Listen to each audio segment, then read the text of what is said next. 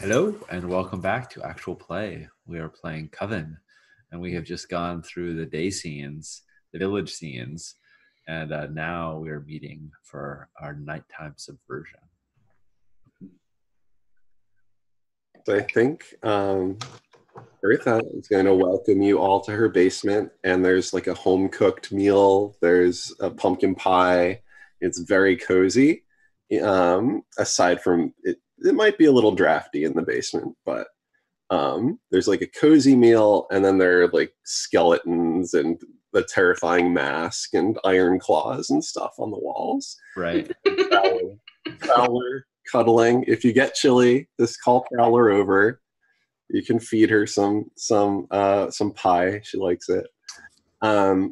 So we should talk about our priorities. We've got this ridiculous Ignatius man coming into town. One way to approach that is to turn the town against him. This is why the friends came and set up Earl in here in the first place, was to get away from this kind of sectarian ridiculousness and throwing their weight around an intimidation tactic. Without the support of the town, we won't be able to do anything. Now, there's sort of a question of how, like, which punk and realistic we want to be about this versus how, like, power fantasy and just, like, cut the guy we want to be. Down for either on a meta level. But Bertha will open the bidding with a suggestion that might mean that's not what we do tonight, because that's a longer term talking to people kind of thing.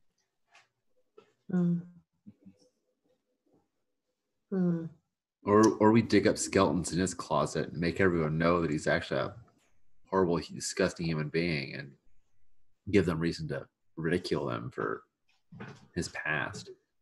That's right. Yeah, and the Witchfinder as a target of that might be kind of difficult, but Proper Greaves as a target of that might be pretty easy because everybody knows him. He's already like foisting unpopular ideas upon the populace, right? And there would probably be a lot of dirt to dig in the social network, potentially. And this doesn't seem like it's Cinna's kind of normal MO. It's like this idea of just like getting dirt on people and discrediting them just kind of came into her mind after a conversation today.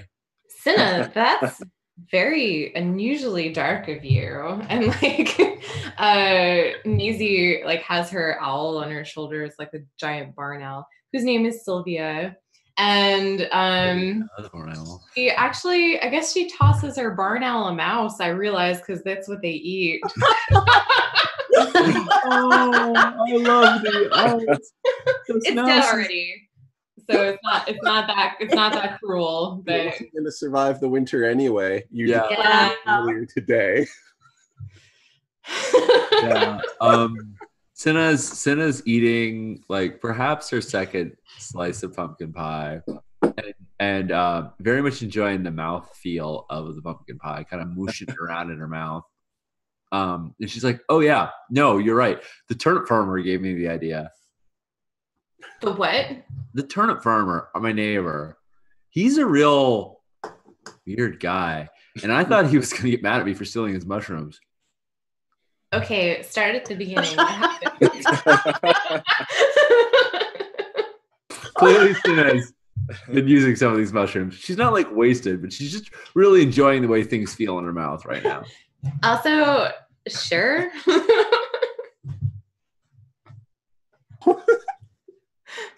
As you do. Yeah, no, he seemed to think that my master, Mr. Fox, had been cheating on his wife, which,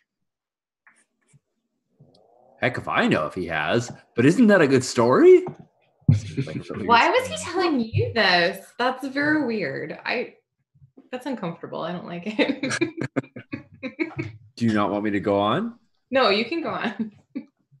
Oh, I think he covets Mrs. Millie.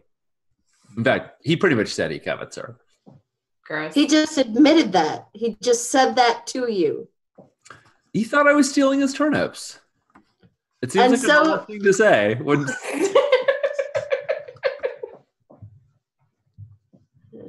I just have one of those faces that That's people just like like, telling stories to. He was hoping I would spill some beans about Mr. Fox, say something that he could use to discredit him, maybe.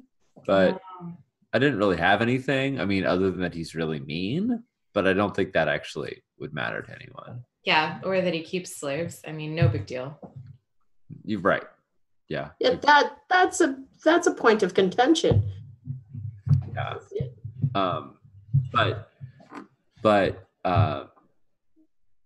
But anyway, it gave me the idea that anybody could get called out in the town square if you just had some dirt on them. Well, you would need credible dirt. Now that there's a witch hunter in town, we can't draw too much attention to ourselves. I mean, I've had to wear this sack for the past day and a half. And like Sarah looks very unhappy that she kind of looks like a very normal villager. Like the blouse is not, the dress is not low cut. It's just she's buttoned up to the neck. She hates everything. Where's your pretty dress? It's so fancy. Yeah. I love the way it swishes. I don't know what that fabric is, but I just love the way it swishes. I like kind of rubbing it against my face, and I like the way it sounds. It's a very beautiful dress. You look very poor. Sarah just slides the jug, like a metal jug of water, closer and closer to her. Just keep that next to you, just for later. Are you indulging in a vice? Yeah, I totally am. I mean, nothing that mechanically am. But this is when Cinna feels like it's safe to get a little high. You eat all the mushrooms you want. Yeah. She's not plastered. I mean, I don't think any of you have, I don't think this is the first time any of you have seen her a little high. Like, it's not, you know, any of your friends that's like, oh, they're high. Okay, cool, whatever. That's usual. That's with Cinna. Like, it's not uncommon. She's maybe not quite as useful as she'd be if she was totally sober, but who knows? She might have good ideas. Cool. What if, Sarah says, well, Roger would make a far better lead minister than Proper Greaves. I'm sure that we could find something on Proper. It's gotta be. Now, Janae, is Roger Sarah's husband? Yes. And he's a friend, right? He's not a sectarian, right? No, he is a secretarian. Oh, okay. He's the assistant minister. Right. He's Proper Greaves' right-hand man. Wow. Yeah. Oh, okay, cool, perfect. Ooh, that's a good idea. I mean, if Proper Greaves was not fit for the thing that you have to be fit for, then someone would have to take his place. Sarah looks to Bertha and kind of strokes her chin and says, Bertha, do you have any good dirt on Proper Greaves? She has all the best dirt. All the best dirt is in Sarah's garden. I mean... Oh, that kind of dirt. Sorry. No, I mean...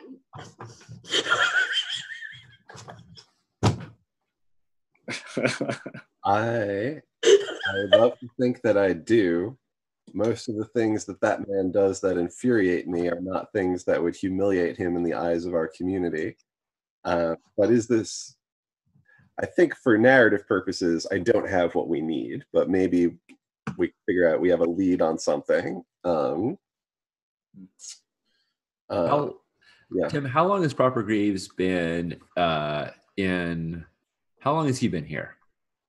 He's just been here about 3 or 4 months, and he's making a great nuisance of himself in that amount of time. And where is he from? Where was he before then? Do we know? He was in New Durst, which is sort of the sectarian capital. It's the stronghold. It's the most sectarian place on the whole Cape. And they sent him there for the express purpose of sort of disrupting life in the Friends village because they see it as a potential ideological threat. Right. And how far now, sorry. Oh, I was just going to say, how does that relate to Roger and Sarah? Does that mean that Sarah has only been there for a few months, or did they come before the big minister? That's up to you. Y'all could have been there as a little sectarian seed that was planted, or y'all could have came with Proper, and that would mean a very close relationship between Proper and Roger. And you might have some, you might be able to plumb Roger for some information. I like the idea of your husband as the mark. Yes, I also like the idea of Sarah's husband as a mark. Yeah, let's do it. A+. Sound good? I don't know. Does this fit in with Bertha's original plan? I feel like it does. Yeah, absolutely. We could have a dinner party. Really, the timer is just until I get too angry about all this and need to take more direct action. But why don't we start with a dinner party? I love the levels. Oh, a dinner party, perhaps a dinner party where if somebody might partake too much of certain libations, they might become a little bit loose with their lips and say things that they wouldn't otherwise say, like what you'd say to, like, I don't know, a turnip thief. Yeah, let's do it. This is a brilliant idea. I will break out the dress. Okay. The dress. So, Break out the dress. the fancy dress, perhaps. Yeah. The very fancy dress. So this Wait, will I be need a dress too. Do you have extra fancy dresses? I'm sure, I feel like these feel like they come from New Durst, yes. So middle class. So probably more like linen dress and a real nice dress and maybe like a change out. I'm a costume kind of. I could steal a dress from Miss Millie Fox. Yes. She probably wouldn't notice it. That's what you need to wear, though. Because what are you gonna wear? Who are we talking to? Were you talking to me? I was talking to Sean's character. Yeah, if you steal a dress, then wouldn't that dress be for you? Yeah. Cool. Hold on. Macy just wants. Weren't we all just trying to figure out how to get dresses? Yeah. Okay. I'm just saying I could get one dress, I think. I mean, cool. Oh, okay, to add to the pile of potential dresses. Right. I gotcha. And I say this because on my character sheet I have disguise as an object, as one of my items. I think you could just use that, Yeah. So, who all are you guys going to invite to this dinner party? What's the guest list going to look like? Well, we need the mark, and we need some important townsfolk. Yeah. William Fox is he's a prominent sectarian voice in Earlham. Mm-hmm. So it could be sort of the power elite, Would William Fox, would Millie come too? William and Millie? Is this a couples situation? Who's hosting the party? Is Bertha hosting? I'm sure. Yes, that's hilarious. Because I have a creepy altar in my basement. Yeah. If something goes awry and bodies are created, there's always Bertha's basement. Yeah. It seems to me like Sarah would be convincing her husband to have this at your place. That's like invite the important people over to like get to the bottom of this. Yes, I feel like we can do that. And then of course Sarah could maybe invite a young gentleman, perhaps, so that we can give Giles the stable boy. Get in here, Giles. Was it Giles? I thought it was Jonas or something. Well, that's trying to give Maisie a reason. Did I have Jones the poet? The poet. The poet. Yeah. Prowler's eating the poem. I'm trying to get Maisie's parents to acquiesce to her being at a dinner party. Good point. Yeah, I mean, if Maisie's parents thought that she might be getting hooked up with some eligible bachelor, that seems like they would encourage her to go. So wait, were you saying you should invite Giles, the stable boy, because that's Or like Jones the your poet. person? And that's also like an excuse, or both of the young men. That's what I'm confused about. Probably not the stable boy, although we are tight. Because why would a stable boy be at dinner? That's scandalous.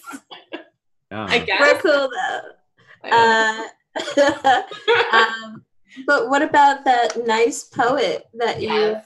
you? I guess that's okay. I guess we can invite him. Sure. Yeah. So Jones, great. So now why is Bertha coming? The best cook in the village. Yeah, the best. Right. She's gonna make the best. Isn't it at Bertha's house? No, we're gonna do it at the Bennetts. Oh, okay. I missed that. I'm sorry. Yeah.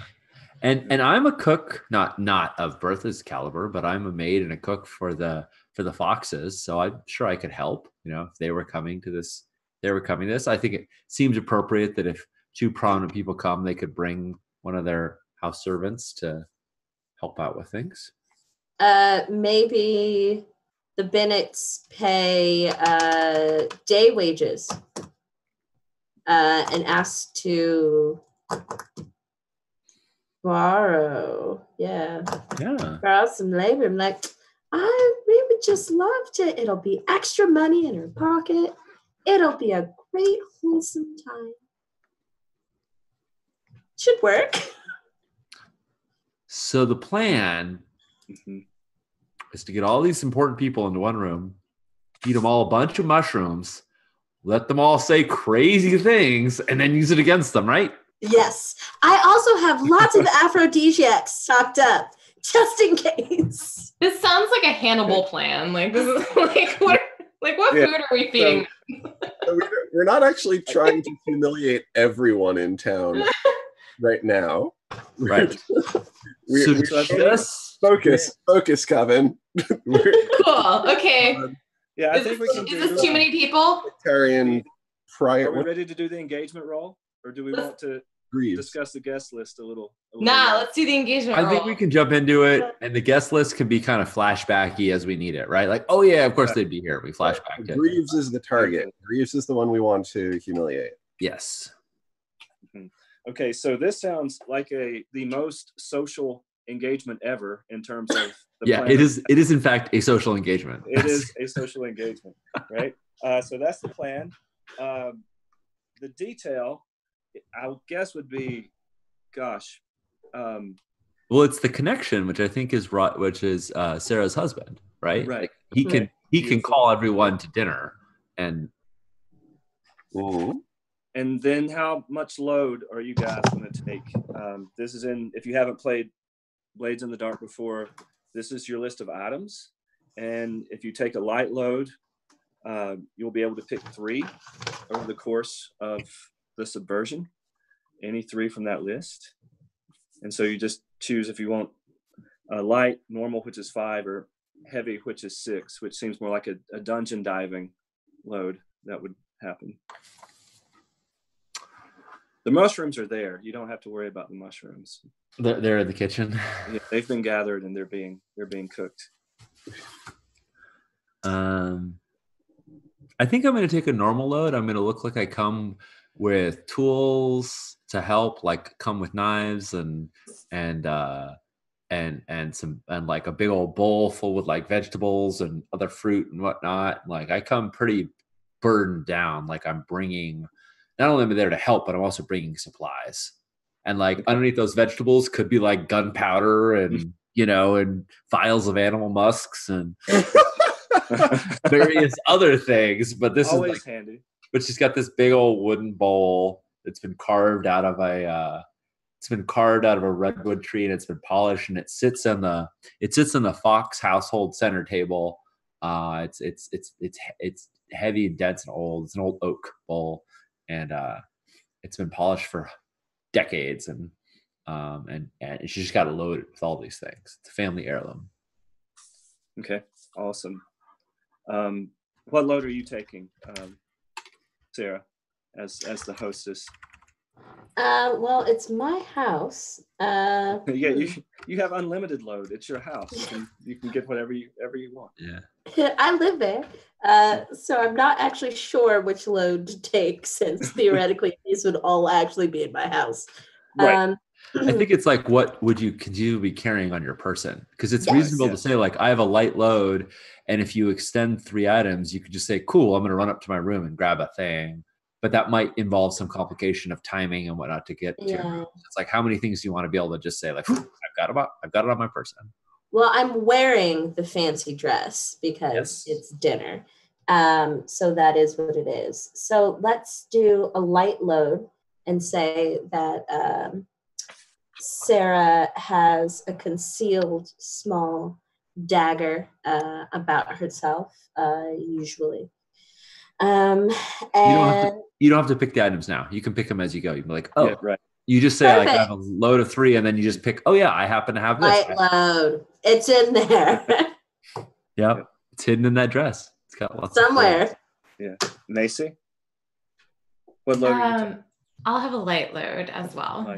It's a dinner party. What could go wrong? What can possibly go wrong? Bertha? I'm taking a light load because it's going to take a lot of creativity to make any of these things useful. If it turns out I need my terrifying mask or my trophies of victims or dog treats, that's going to be very exciting. Oh my God. I think like a light load is going to be fun. Yeah. That's great. So I might need some lockpicks. I'm just saying. Not a for the terrible engagement role, we need to answer a few little questions. Is this subversion particularly bold and daring, would you say? I think so. I think we're going to get the person who's trying to find witches, and we're putting him in a room with a bunch of witches. Yeah. Yeah, I mean. So you add a die there. Now, are you hitting these people where they're most vulnerable, or at a place where they have strength, resistance, resilience? Are you exploiting a weakness that they have? So they have strength. So the question is, like, how bottled up are these people normally? They're not going to be resistant to being fed. They're going to take that, I'm sure. But like, how good they are controlling their gossip. Right. Like, we're going at them through a personal connection, but a personal connection that holds them as an authority. So yeah, it feels like a wash. Yeah, it feels 50-50. Wash. Yeah. So friends and contacts, that would help or hurt the situation. Are y'all inviting the witch finder too? You might show up depending on the engagement role, right? So I feel like the witchfinder would be like, if he found out something really bad about the dude, it would be great to have the witchfinder there to see it. But it also seems like it has hazard. I mean, worst case scenario, we have to kill him, right? And then everyone knows we're witches. Then everyone's like, we have to kill everyone.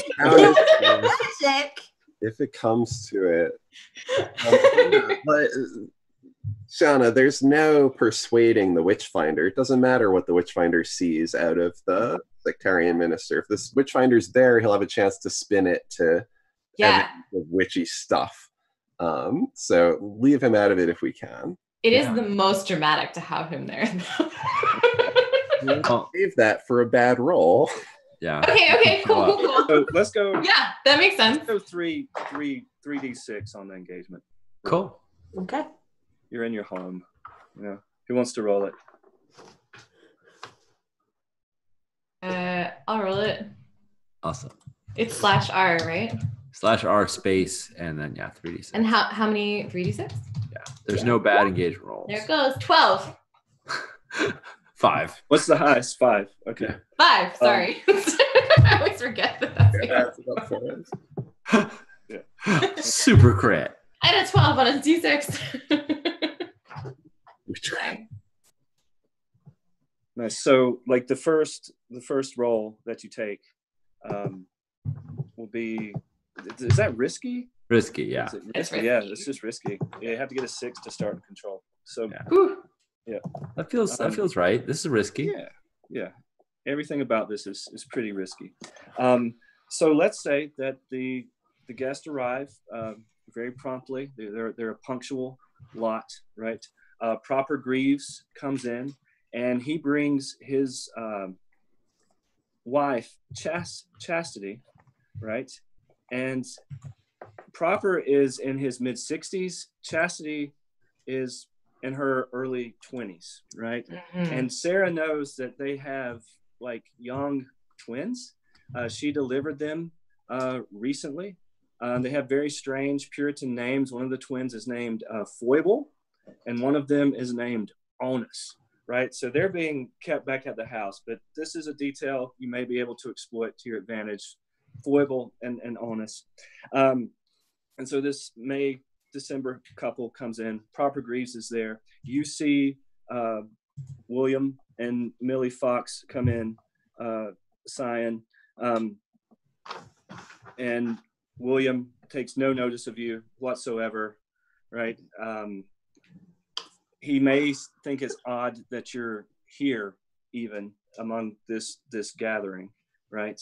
And then the 3 strange witch finders also come in.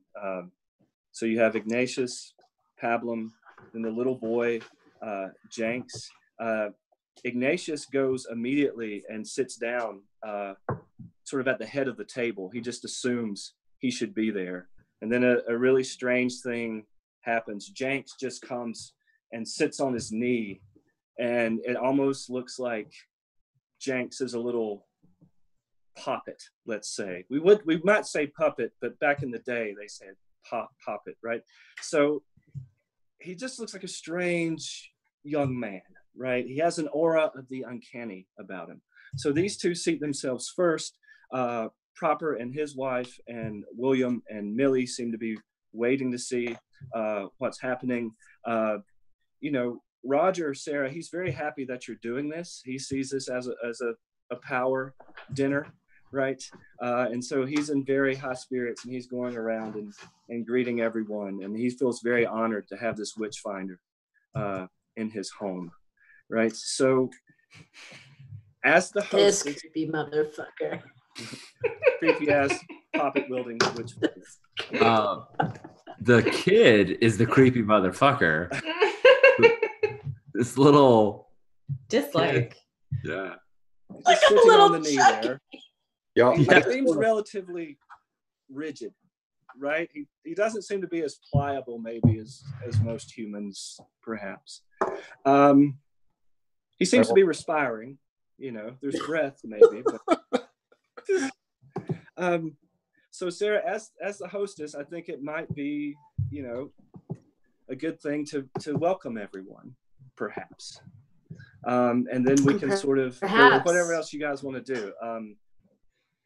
So, and Macy, of course, did we invite 1 suitor or 2 suitors, or we can just let the engagement roll sort of decide that?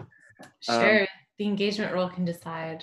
Although I'm imagining Jones would be the best option because she's. Yeah, really I think Jones. I don't think Giles really belongs here. I feel like it would be interesting to have multiple suitors because then they could compete with one another. Like I feel like there's some dramatic opportunities there, but I think Giles is like into Sarah though, so that would only be weird. It would Giles and Jones both show up. They both show up. Okay. I like the idea of Giles courting you while really actually after Sarah. Yeah. Because you too. That is actually really fun. Because he's supposed to be a young, eligible woman, but actually wants the town hottie. Yeah, who wouldn't? You're like, oh, Sarah. Yeah. So maybe you welcome everyone, and then we see what transpires. Yeah. So Sarah is dressed in a kind of dark blue gown that is both modest but tends to show off some of her better assets. And she does a lot of very small and subtle movements that are very, very nice and graceful and just this right side of good. Like she's kind of skirts that line between rightly proper at all times. And so when she welcomes everyone, it's kind of in that very lucid kind of Disney princess wave that goes on there and says, "We are so blessed to have each and every one of you at the table. And Roger has indulged me in having you amongst us. It truly makes my heart happy to see you." And it's bullshit, but she looks like she really believes it. Nice. So, Bertha, you're in the kitchen. Can you tell me a little bit about this dish and its hallucinogenic properties and how those might manifest? Yeah, on the spectrum of, there might be particular kinds of hallucinations that these mushrooms tend to create, perhaps. Ooh. So on the hallucinogenic details, I'm going to defer to Sienna, but for the presentation and delivery method, we've got some like roast birds, maybe quails, and there's a stuffing. And I think there are some benign mushrooms in the stuffing, and some of the special meals are prepared with at least the oil of the special mushrooms that Sienna has brought. And I think those are going to proper. Wait, what's the secretary minister's name? Proper Grieve. That's proper. That's proper. And Ignatius. Okay. We're gonna have to edit the plan on the fly. I'll also take this moment just to flag that the rest of the members of the Coven are probably aware that Bertha has no social skills. Okay. So Bertha's more like in the kitchen for this plan. She's not great at holding her tongue, and the people that she despises most are in the next room. So that's gonna put a flag in that for later on. Yeah, we've got a multi-course meal, and I've helped in the kitchen. Sienna's helping in the kitchen, actually, right? So like you've got some mushroom expertise right there, and I think that's the delivery means. If there's any sort of cultural knowledge that I need for stuff that they would not eat, then I will be aware of it and avoid those. Okay. Yes. Right. Okay, terrific. We're not trying to get them to over drink on mead or whatever, because we don't think that's a thing they do. Okay. Yeah, we imagine that would be actually a harder way to get them inebriated, right? It's like they probably aren't going to drink a lot of. Right. So what about these mushrooms, Sienna?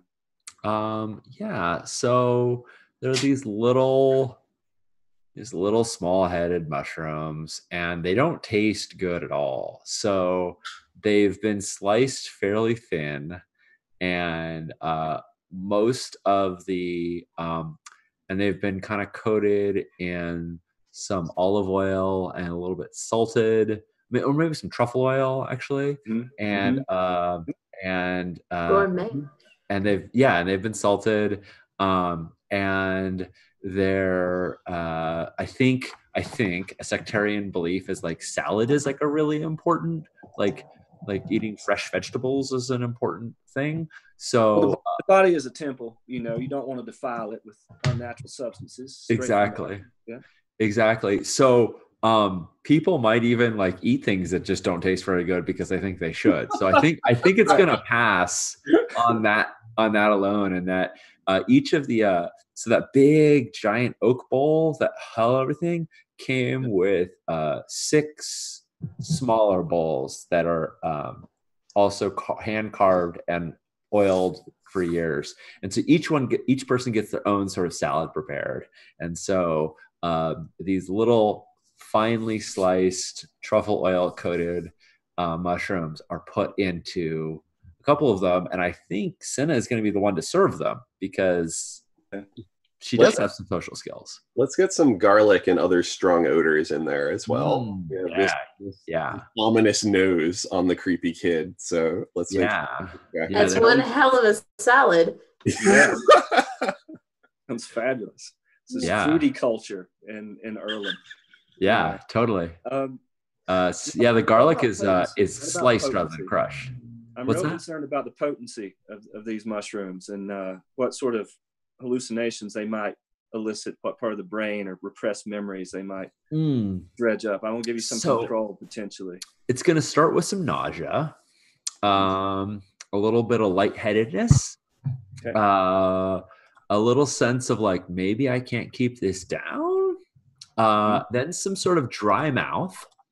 And then finally, a numbing feeling where everything just feels kind of like warm and fuzzy, and you just kind of want to, not quite like ecstasy where everything is just like, oh, please touch me with everything, but like, but just kind of like this very pleasant kind of numbness where you have to keep checking, like, is my tongue asleep, kind of thing. And once, that's like the first 15, 20 minutes, but then you give it a good half hour and that's when you start seeing things and they're just formed as like shadows. And then when you look again, they're gone. So you don't want to say anything about it because you're pretty sure that's not real. But, old memories, old memories of past lives come up and they play themselves out for you. Okay. Beautiful. Yeah. Now, who all are you guys wanting to get high here? I know that Bertha said Proper and Ignatius. Are you guys all in agreement on those as targets? Are we getting the stable boy who's in an uncomfortable social situation already high? I mean, who all is going to be high? Damn. Well, it may not be the plan, but I'm definitely getting William Fox high because I want to fuck him up because I'm addicted about it. I feel like that's a much better way to discredit him because it doesn't implicate any like women in the village. So this is I will happily approve the mischief. Yeah. Yeah. Okay. All right. The cat also approves, and that's important. Yeah. So right now it's the Witch Hunter, Proper, William Fox. Mm-hmm. And anyone else want my good stuff? So the wives are not implicated in this. No, none of the wives. There's two suitors, Warren and Giles, right? From Macy. Yeah. Is Warren? Do you have a preference? Do you have? The only way we can get your parents. No, Jones. Sorry, Jones, Warren, and Giles. Jones and Giles. Yeah. Jones and Giles. Kira, do you have any preferences? I feel like it's a bad idea to get them high because they're gonna just be like more ridiculous, more like handsy, and like up in my business, and that's the opposite of what I want. You come back to the kitchen. If they follow you, they're not going to follow you out. Not gonna have any hands. Oh, I don't know. I don't think it would be. I don't think Maisie thinks it would be very fun to get either of them high, and she doesn't even like that they're here. Yeah, she's sort of uncomfortable with it. Is it known that Giles is actually hot for Sarah? Is that a thing that we know? I think that's on the down low. If Sarah wants you guys to know, the Coven can know, but I don't. Yeah, like do we? Yeah, Janaea, do we know that Giles is secretly, even though he's courting Melly? I like this weird idea that Sarah just doesn't really keep track. Everybody just assumes. She's just like, yeah, most likely. Like, it's not my fault. Have you smelled? Yeah, I mean, some kind of power that helps with this kind of chicanery, right? Yeah, I believe so. She has a button. Whoa! I completely forgot Sarah's special ability, which could be useful later. It's perfect. What's her special ability? Sarah's special ability, I'll read it to you now, is Bacchanalia. Your presence charges the air with venal possibility.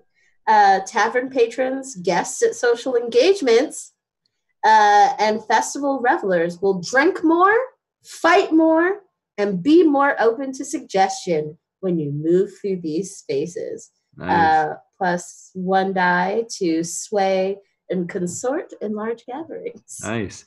Andy asked a good question in chat. How old is the kid? The kid is 12. 12. Okay. 12. I'm not going to drug the kid. Mm-hmm. Yeah. Let's not do that. Let's not do that to minors. Even if he is a Pinocchio child, that's actually a robot. Yes. Hallucinogenics, no. What's that? Yeah. Garlic, yes. Garlic, yes. Yes, but Right. He gets a few extra cloves of garlic sliced up in his. But it messes up his scent.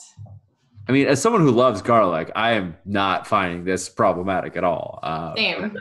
Okay, so it is just the sort of elder men. The men. That the elder men. The men folks. The men folks. So not the young men, not the child. And not Roger. Right, not Roger. Yeah. Okay. Yeah. So proper. Right. Proper Ignatius William. Ignatius and William. Cool. Okay. Beautiful. Dinner is served. People get their mushroom bowls and begin eating. Macy, on either side of you, there's Giles on one side. There's Jones on the other side. Jones looks like his feelings are still hurt from you having him leave his poem in the dirt. He's not being very warm or social. Giles makes some small talk with you, but he keeps looking over in Sarah's direction. He seems very distracted by Sarah, leering maybe a little. But Jones, at one point, after he's eaten just a bit, he pulls another little piece of crumpled paper out of his pocket and says, I wrote you another poem, and passes it over. What do you do? How do you take his gift? Oh, thanks. She just takes it and like stuffs it in her, her shirt or whatever. He seems crestfallen. To be honest, Maisie, I think, is a little awkward about this. Like, I don't think she really she's not into flirting, and she doesn't like boys, and this is like annoying to her, and she doesn't know what to do. So I think she's just kind of awkward. Okay, and he's really awkward too. He's super awkward too, and he just sort of he chews more and more slowly, and just sort of hangs his head over his bowl, and the conversation's going around the table. Proper is talking about how nice it is to have so many pious people in the same room, and that it gives him great hope for the future of Earlham, that it is a place that will be receptive to sectarian thought, and he's going to bring more sectarian settlers in the next few weeks. And he's eating his mushrooms, and he says something. This is about 15 minutes in. You're noticing that Ignatius, Proper, and William, they're starting to look a little sweaty, their faces are a little flushed, nothing that's sort of super apparent. But Proper says, in the midst of talking about the sectarian future of Earlham, he says, procreation must be our first goal, right? And he says it, and he seems to feel a little weird about having said it sort of instantly, right? He said it, and he's like, what is that? Yes, but maybe that's not what I should be saying right now. And you notice that Ignatius starts sort of moving his knee up and down a little bit, and Jenkins, the boy, is sitting on the knee. So all of a sudden you have this child who's just sort of popping up and down a bit. His expression isn't changing at all, but Ignatius seems to be getting a little nervous. And William, he starts looking at you, Sienna, and the quick glances, and then back down at his food. Quick glances back down at his food, and he looks incredibly guilty. You've never seen this man look vulnerable in his life, and there's this little shadow of guilt coming into his face, right? And so this is happening. You have a sense that the drugs are starting to work, not in full flower yet, right? So what do you guys want to do? What sort of, and Bertha's in the kitchen, just avoiding social contact altogether, right? What sort of lines of inquiry or conversation might you want to be starting? Sienna, I'll start with you. Sienna is going to take a washcloth, a kerchief maybe, and she's going to dab the foreheads of let's go with Proper. I think as a house servant, I don't think this is terribly like uncommon. Like she probably like ties bibs, ties like kerchiefs around her master's neck before he's going to eat. Like this sort of physical contact for a servant, I don't think is uncommon. And so she's just sort of dabbing his head. And she comments that maybe the fire is a little too warm, right? Maybe yes. We should open a window because the fireplace has warmed up the room. And then she says, when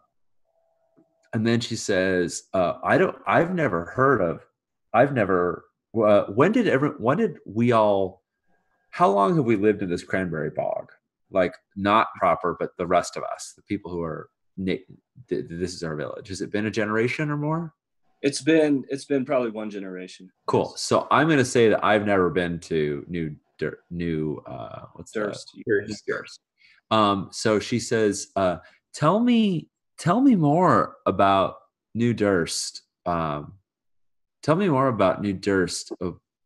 What pillars of virtue can you find there? And I think I'm hoping that Sienna is slightly more clever than Shauna is in a way that she can sort of call on. I think she's going to talk about, since he already blurted out, like procreation. Like, tell me what wonders you've had of ensuring that all the women are fertile and have plentiful children and offspring. Like, she doesn't really know what she's digging for right now, but she's going to try and get him to.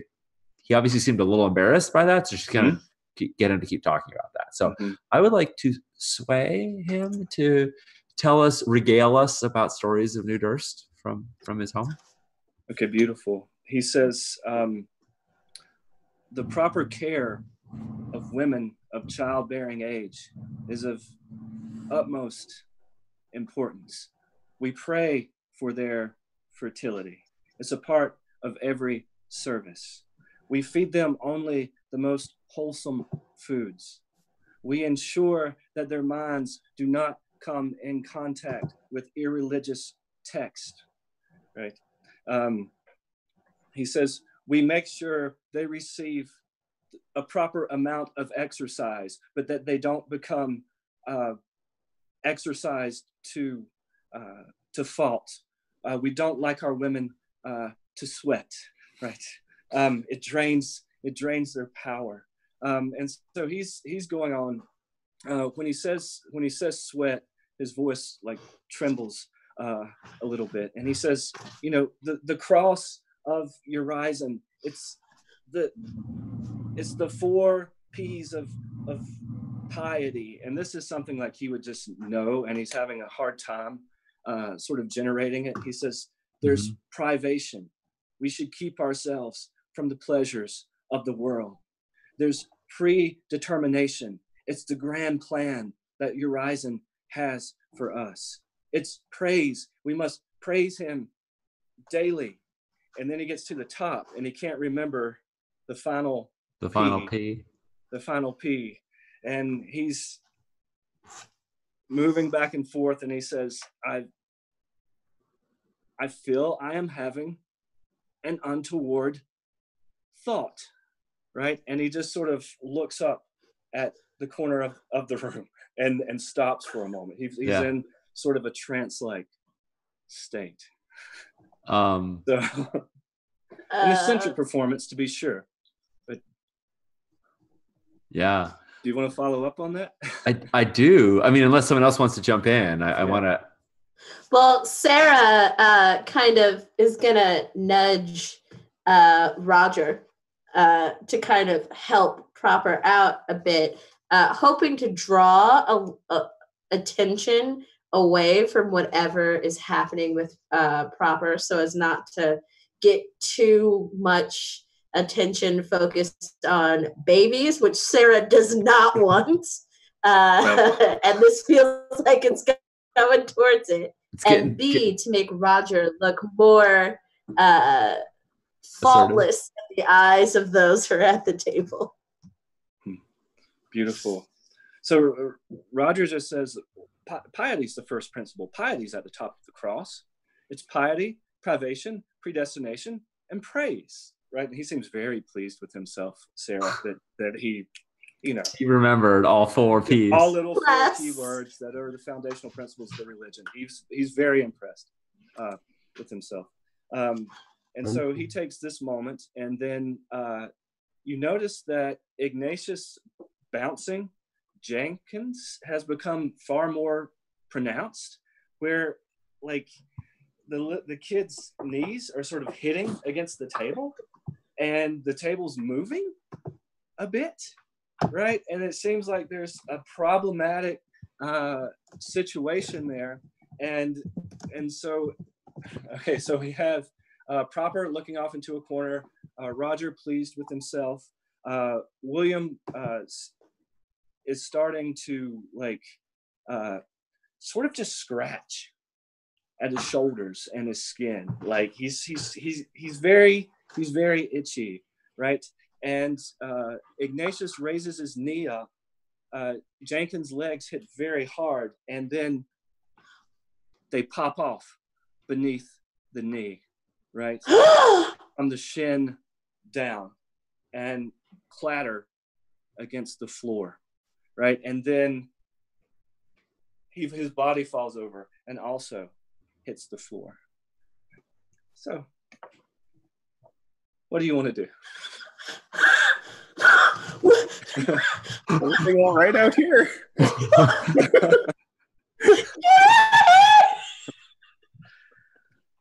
Maisie stifles like a laugh, like she thinks this is hilarious. And so the one person we didn't talk about drugging or not, so we can discuss this, is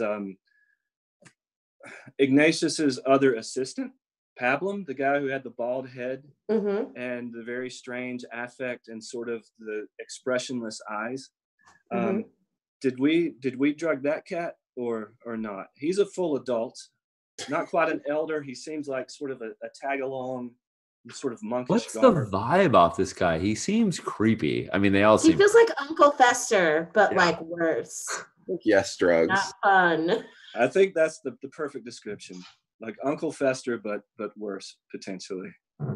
Yes. Did you guys drug him? Yes. No. What about yes? Yes. I vote yes.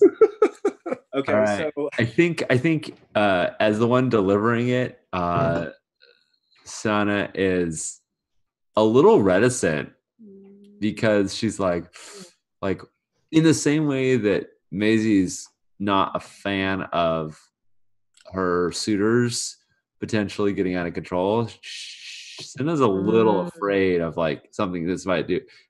So this is a little bit of a flashback, but there's this moment where she's like holding this bowl for a moment and kind of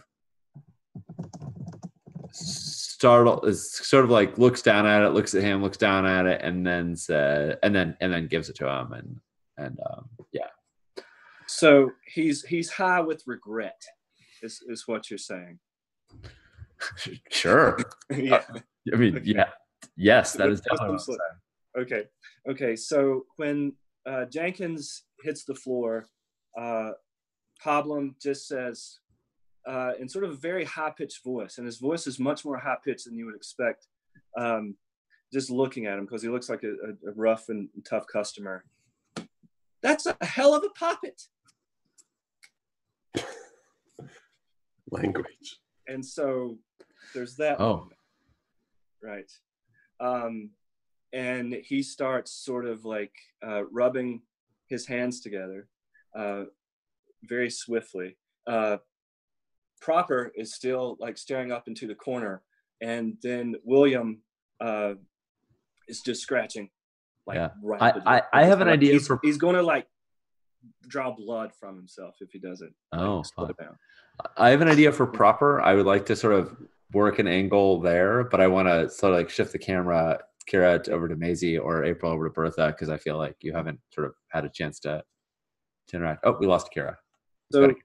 So Bertha, you're in the kitchen. You're hearing like some clatter and clamor, right?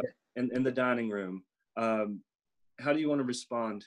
Yeah, the camera might not have focused on me, but everything all right out here? And Sarah's just like,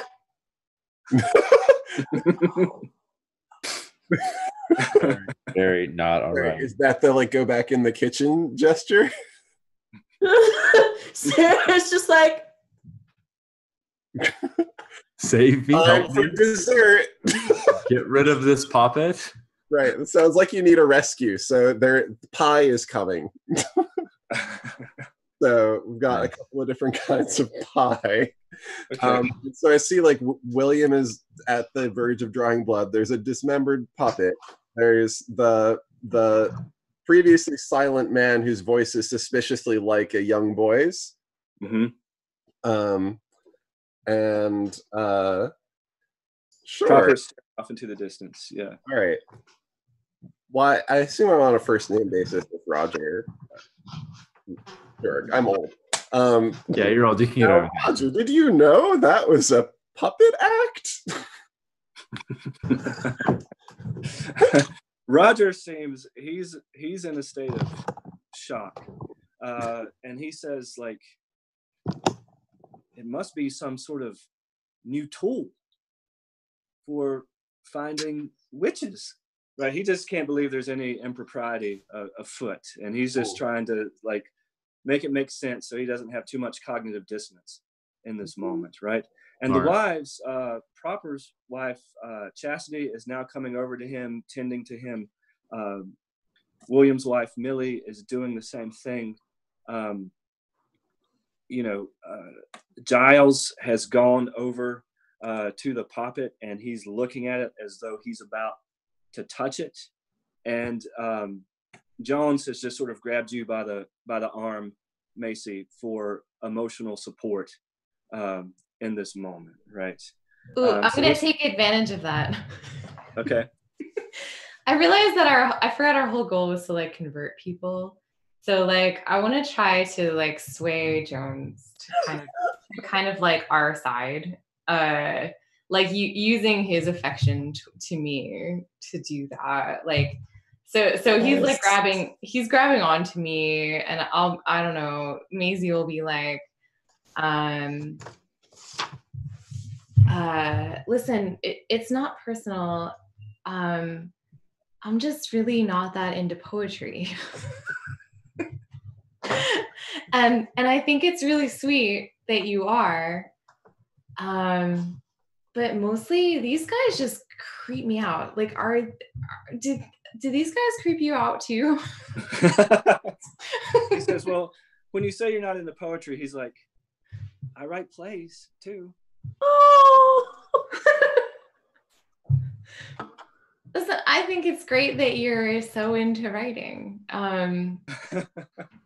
But seriously, like, do you agree with what these men are saying? No, he's very like, this is just sort of y'all are sort of off to the side in this clamor. Yeah. Trying to create a little safe space for yourselves. and he points to the puppet and he says, I've seen one of those in a theater performance. Those are used in the theater, right? To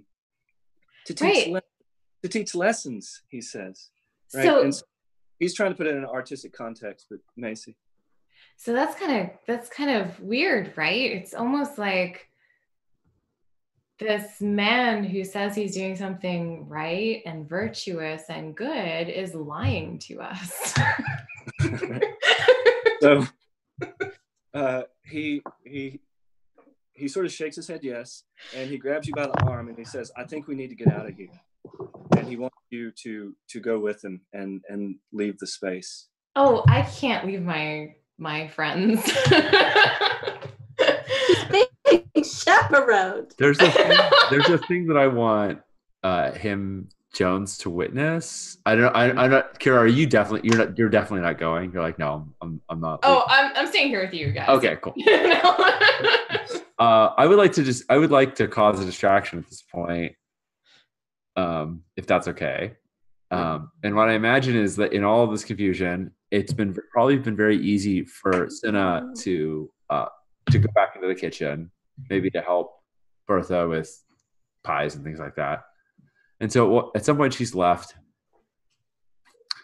She's come back as a snake, or rather she's left and a snake has slithered into along the floor, unbeknownst to the people there, slithered up, spiraled up the chair of Proper, a chair onto the back, and kind of perched up onto the back behind Proper's ear and whispers into his ear, because the last thing Proper said was, I feel like I have an improper thought. And then he just sort of stared off into the corner and whispers into his ear, because as in snake form, I can speak human tongue, and I'm also good at swaying people.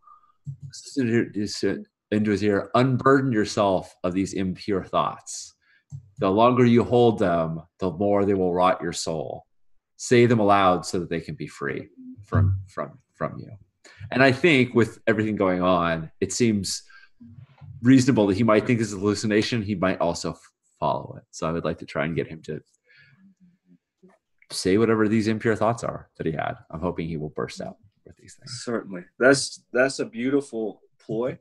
Too stress for assuming snake form. Too stress feels quite irrelevant at this point in the narrative. So you climb up, and what action rating do you want to use for that? Did you say sway? I'm going to use sway because in serpent form I have +1 to sway, and I'm also beautiful. Okay at sway. Okay. And I think I'm going to push myself for another 2 stress. Okay. What position and effect can I have? I really want him to say something damning in front of everybody. I think the mushrooms have rendered him quite vulnerable.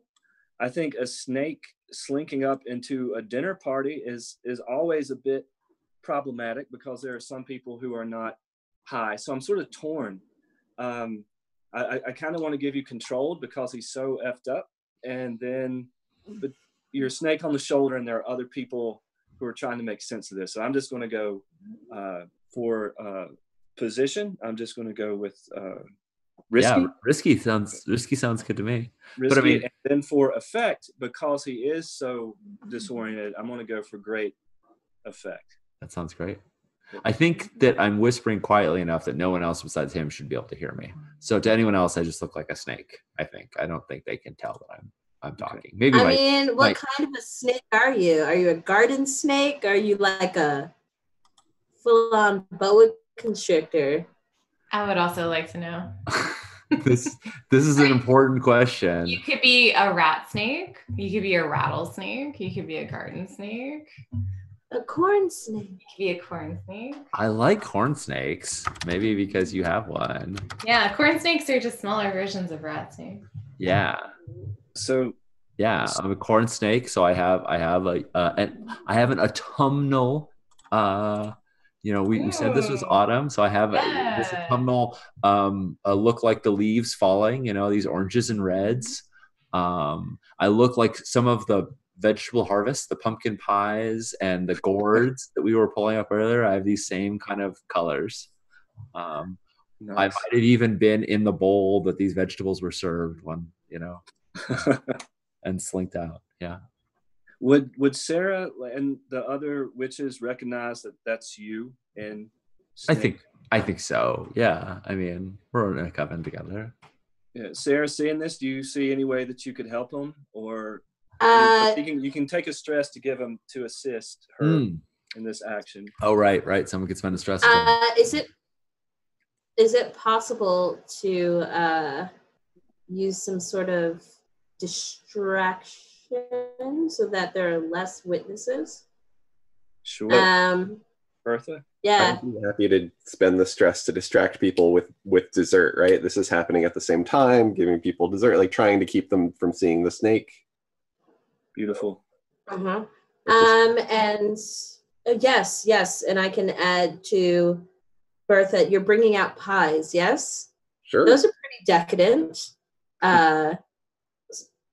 Could I theoretically use my +1 dice to kind of sway people to eat more and to kind of like really enjoy themselves as they talk amongst themselves? Yeah, I want so for that 1D, I'm gonna let you. Normally, just an assist is a max of 1D, but since this is your wheelhouse, this is your literal house. Yeah, it's your character's wheelhouse. It's the special power, right? Yeah. So take 2 more. Okay. Cool. I mean, Tim, the other way, if you want to, how do we fit this into Forged in the Dark mechanics, is that we could do this as a group action. So Bertha could be helping to help for Cinna to hide, and since Sarah is also trying to sway, we could do a group action and we take the best result. So Sarah gets to roll sway with the bonus die because of the power, and I get to roll it as well, and we take our best result. Does that sound good? As we're all in this together? Yeah. It puts you in a tough position in terms of the stress you would take, right? Yes. Yeah. I'm happy to lead this group action, though. I suggest that you two do a group action, and I'm helping Sienna, and Sarah is making a roll. Perfect. Beautiful. Cool. All right. So since I will be taking the stress, depending on how you roll, Janaea, why don't you go first? So you're going to roll your sway plus your die for your power. All right. And if you want to push yourself, you can take 2 stress. Take 2 stress and get another die too. Yeah, you can have up to 3. All right. Well, it looks like I have 2 in sway, so it looks like this is a 3d6 roll anyway. Yeah. I think. All right. So let's roll that. Nice. Okay. You already did. We got a 6. Let's see let's see if I cause myself stress. So I've got 1 in sway, and I get a bonus for being in snake form, and I get a bonus for the assist. So I'm also rolling 3d6.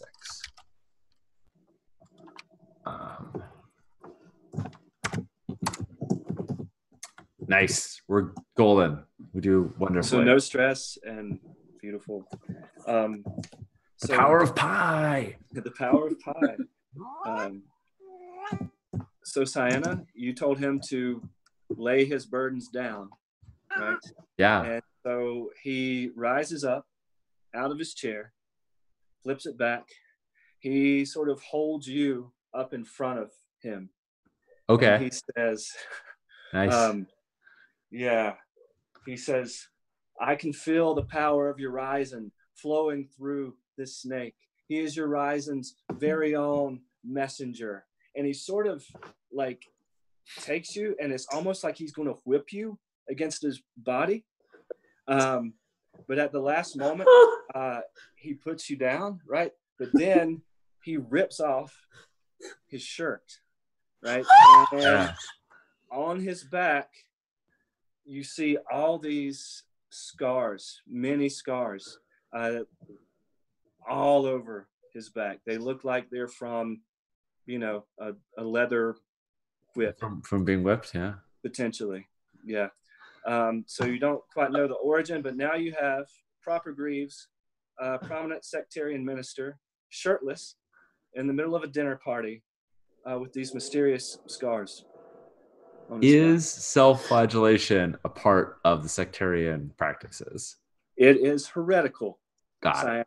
In the sectarian practices, there is a variant called the charismatics who practice it.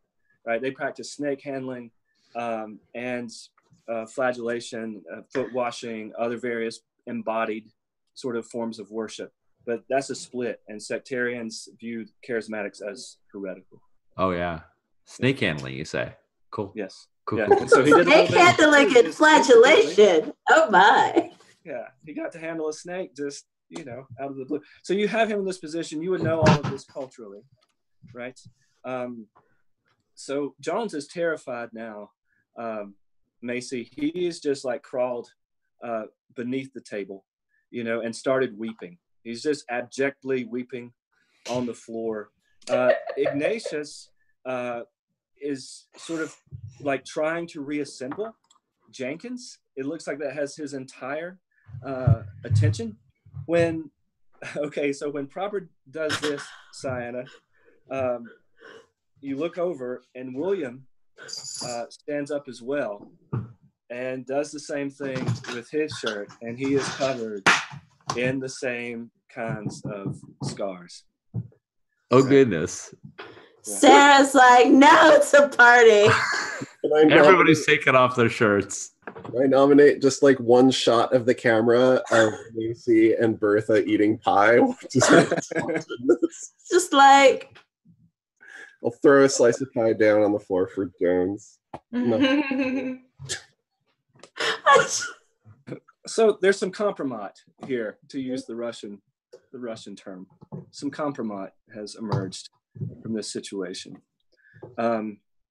So like it's 10:09, right? Yeah. This seems like sort of an apex point in the narrative. Like, I don't know, do you feel like this is a good stop? I think it's great. I just, if anybody else wanted to bring in, I know I did we did a big thing just then, and if anyone else wanted to bring in a particular character note, I'd be happy to do that. But I'm very satisfied. I think it's fantastic. For me, I'm good. Yeah. Other responses or actions while you have these two men in this specific moment frozen in time, Sarah? I feel like I found Sarah's fetish. Lovely.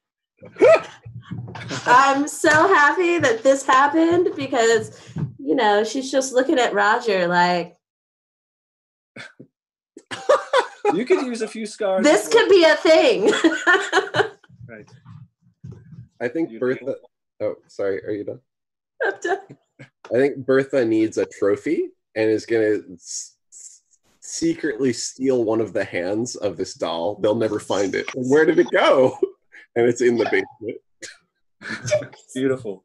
Yeah, doll hands. You got that doll hand. Beautiful. Macy? I think that Macy will like comfort Jones, like he's a scared animal under the table.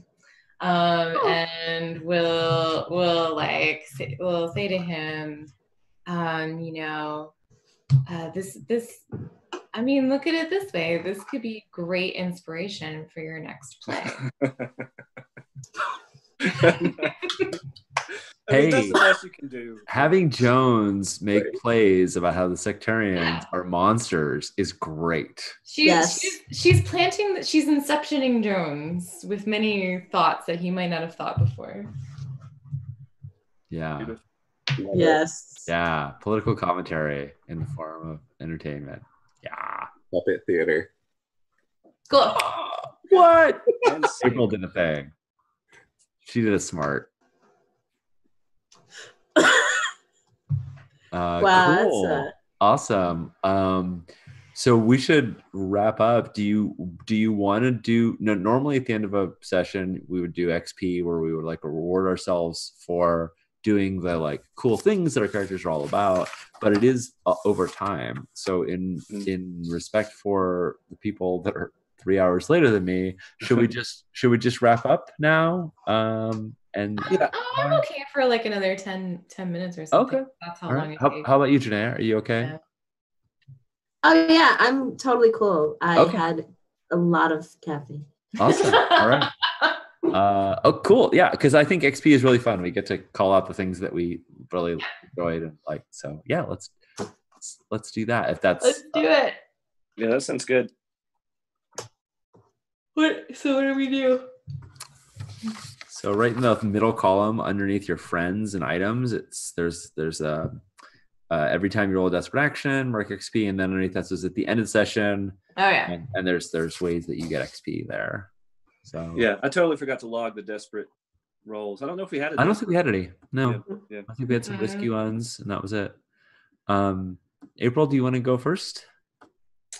So the first one is, it looks like not written. It's you adjust the challenge with blank. Oh yeah, mine too.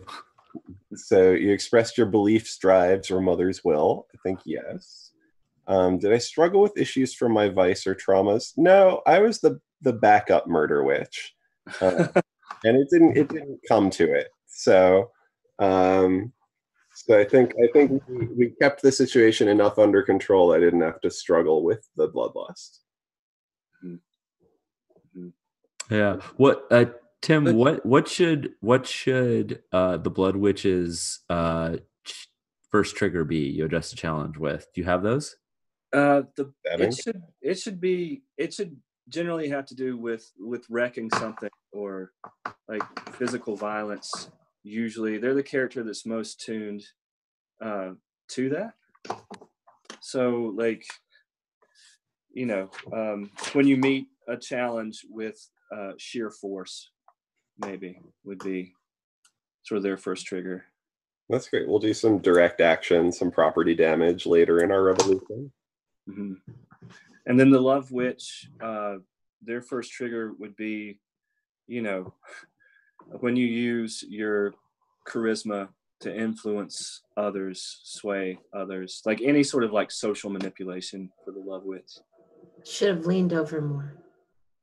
Yeah. But you did. I mean, when you delivered the child, right? You made this wondrous speech. Mm-hmm. Oh yeah, that's right. I forgot that I just delivered a baby. Yeah, just earlier today, right? Earlier today. As you do. Janaea, why don't you go then? Why don't you do your XPs? Let's see. Well, there was that delivering a baby bit that seems charismatic. So I believe that would be and convincing them that it was this great omen, so that they would never second guess the dagger. Oh yeah, right. Yeah, like that was really good. Social manipulation. I forgot that happened. Mostly because by the time we got to the dinner party, I was 100% all in to hearing whatever the fuck is going on there. Yes, convincing the family that the baby was not an ill omen, but something by God. I feel like that's a very Sarah thing. She tries to like cover things up because she's in a precarious situation. Let's see. What else can I count? I think in the way that you kind of corral the dinner party, both in the beginning when you sort of set the stage and at the end where we sort of collectively got, you incensed everyone. I mean, I think you literally used your power that like made people have less inhibitions to reveal more pie, eat more, drink more, enjoy thyself. I would count that. Thank you, Sean. Yeah, so 2 more instances of that. Beliefs, drives, heritage, backgrounds. Or mother's will. And mother's will. Oh, let's go back. Hold on a second. Back up to April. Back up to Bertha. I'm sorry. You did express your beliefs. When you had your conversation with Maisie, you were talking all these metaphors about like, you should cover the rosemary. And then you're like, oh, but problems won't go away if you cover them up. And you were trying to convince her to like deal with her suit, her suitors and all that stuff. So I think your beliefs did express them. And I really enjoyed setting that up going forward as like Maisie is where Bertha was like when she was that age. Mm-hmm. And I don't think Bertha would necessarily recommend the path that her life took, but Maisie's like apparently gung-ho about it from her perspective, right? As an alternative to her terrible situation. I think that's a really fun dynamic. Yeah. I'm sorry, I interrupted, but I wanted to call that out to give. Yeah, no, that's great. So Jonea, beliefs, drives, heritage, background. I feel like she didn't really get into her beliefs as much because she was covering for a lot. And same thing with drives. I feel like if we had another session, we'd probably dive right in there. Sure. But I don't think she went there. Okay. I think her heritage came up. Her relationship to Roger was pretty central to our plan. Mm-hmm. Oh, does that count in that way? I guess, is that in there? I'm reading. I'm thinking of Blades, where it's beliefs, drives, or heritage. In this case, it's beliefs, drives, or mother's will. Does your background? I think that's something I would definitely add. Yeah, definitely Okay. Experience for that. And the familial relationships are so important in this game. Like, sort of participating in those, I think, would be a way to gain XP because you're sort of caught between two worlds. Mm-hmm. Being able to maintain those ties and take care of the people who potentially, even if you might still have some affection for that husband in the village, even though you're pursuing this other sort of existence. So I think engaging with that in some way should be XP gaining. Mm-hmm. Yeah. Andy put a really good point saying that you saw your priorities around protecting the baby while lying your face off to manipulate folks in social context. Like, the presumption is that you cared about this baby being okay, like surviving, and that you put yourself out there so that this child that has a birthmark that might grow up to be a witch wouldn't be, cast out or shunned. Yeah, no tossing out small defenseless children who need snuggles just because I don't want them. Hashtag Sarah. I guess that would, in fact, thank you, friends. Thank you, chat friends.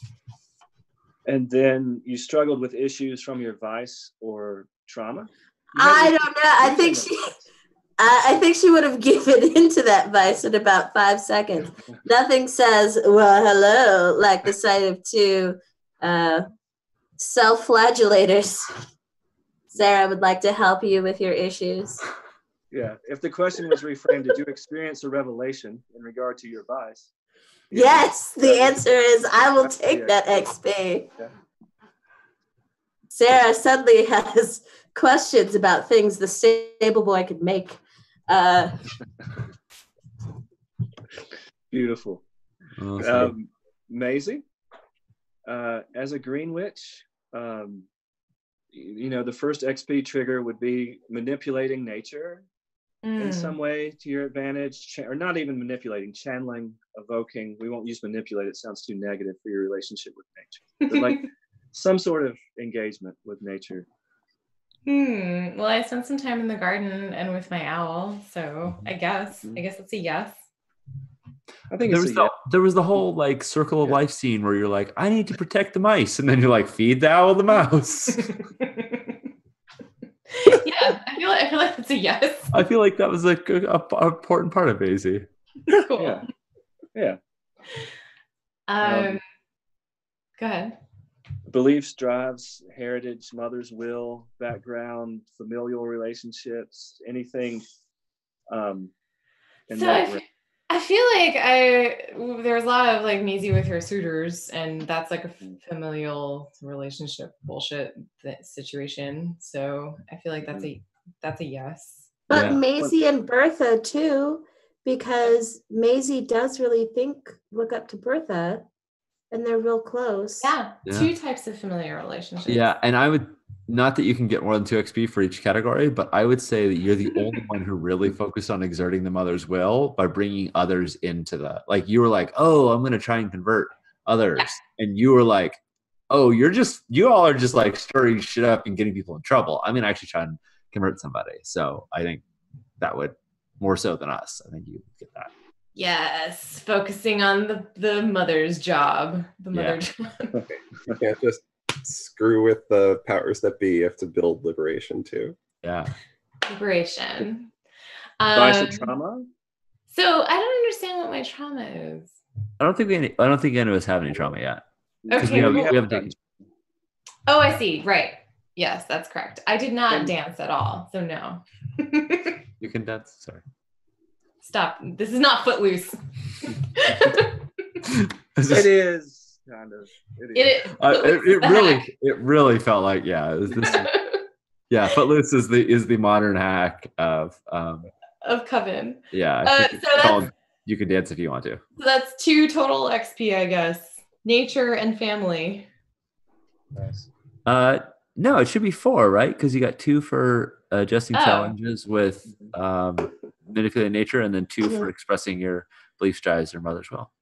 Oh, okay. I think you got 4. All right, Cinna. I'm going to assume that mine is you adjust challenges with shape shifting and deceit, trickery. Yeah. Right.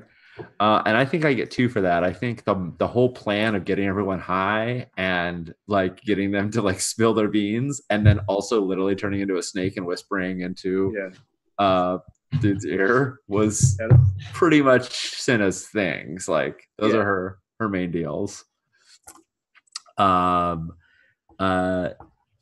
Did I express my beliefs, drives, or the mother's will? Beliefs, drives, heritage, and the mother's will. Yeah, I have a real dislike for my master, and I think that kept coming up where like I doped him even though he wasn't really part of the plan, and I sort of encouraged us to do things that weren't really for the group's benefit, but that were more to his detriment. Like I was angling in that direction. So I think I'm just gonna take 1 for my messing with him, but it was important to her. And then hallucination is your vice. Oh yeah. I think it may be a little bit of a stretch to say I struggled with it, but you sort of succeeded wildly with it, Yeah, I mean, in the first meeting, I kind of felt like my fellow sisters were maybe like, "Oh fuck, Cinna's high." I mean, I may even have said that myself, but so it does, I think, strain her credibility to some degree if she's having these ideas while she's also clearly tripping. But it definitely worked, in her favor in the subversion. So. So I think I'm gonna take 1 for its effect in the meeting, but I think that's fair. Cool. Thank you all so much for playing this game in its first live stream. My first live stream.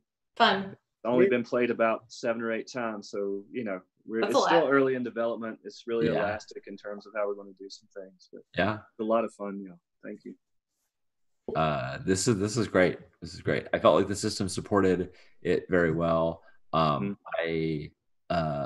feel like we had lots of very cool elements of our witches, and a lot of those did come from the text, and a lot of them came from us, from ideas that we brought here. But this was real fun.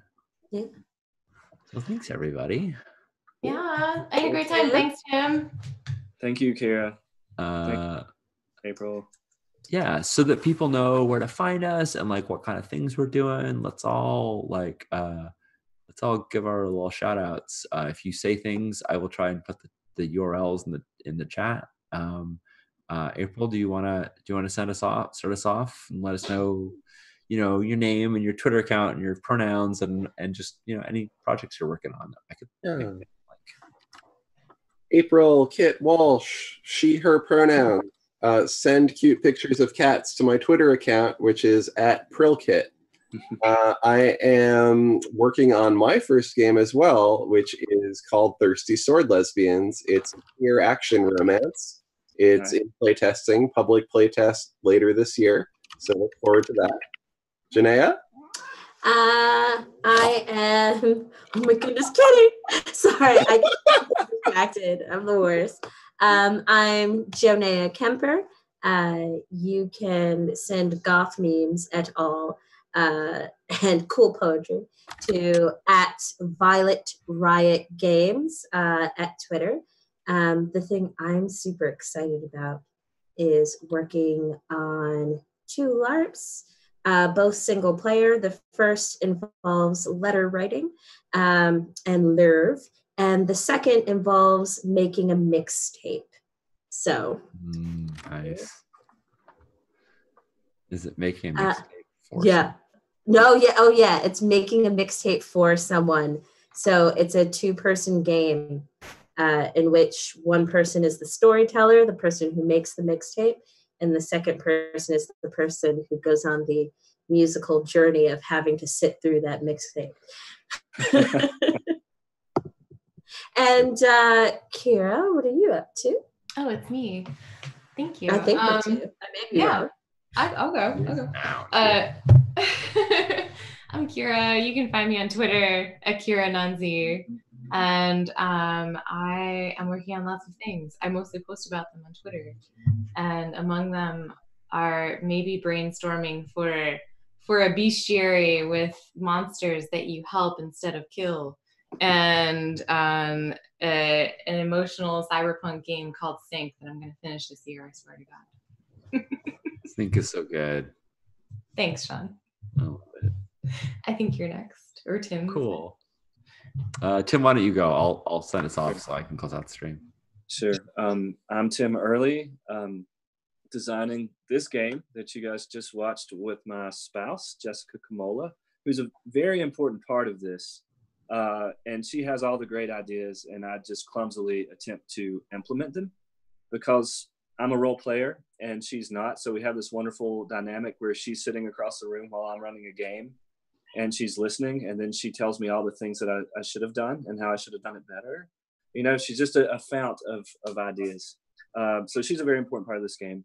Anyway, you can find me at Oddbard on Twitter, ODDBARD. We have a website too, www.oddbardgames. Both those are very new. They're just now into the universe. I'll just continue working on this game while I'm not doing my day job, which is teaching at the University of Mississippi online classes, which takes up a tremendous amount of time. But so it's wonderful to be able to indulge in gaming in this way. In your vice, you mean? Indulgent. Yeah, in my vice. Yeah, this is my vice. I might have overindulged just a touch. It was like maybe. I felt like you were going for it with all that shirt coming off. I was a little concerned that you were just going to pull yours off, Tim. Honestly. Yeah, I feel like Turnip Man was probably, you know, when I came. But clearly, you were channeling something. Yes. With Turnip Man. I'm Sean Nittner. You see him pronouns. You can find me anywhere at Sean Nittner. Right now, I'm working on Agon with John Harper, which is fantastic and wonderful. We'll be streaming. Apparently, Ken Davidson and Jen Martin were like, "We're playing a game together." I'm like, "Okay, cool." So those two and Banana Chan and I will be playing Agon coming up in a little bit. And there's a bunch of other fun things happening on this channel. Tomorrow, even, we're going to be playtesting another brand new game by Ed Turner and Ash Cheshire called Abyssal, where we play people who are in the liminal spaces between humans and monsters.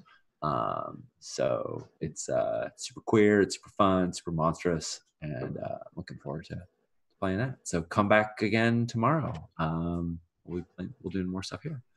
And with that, I think we're done. So good night, all. Thank you, everybody. Thank all of you for playing this wonderful game with me, and thanks, chat, for hanging out with us. This was tons of fun. Thank you. Bye.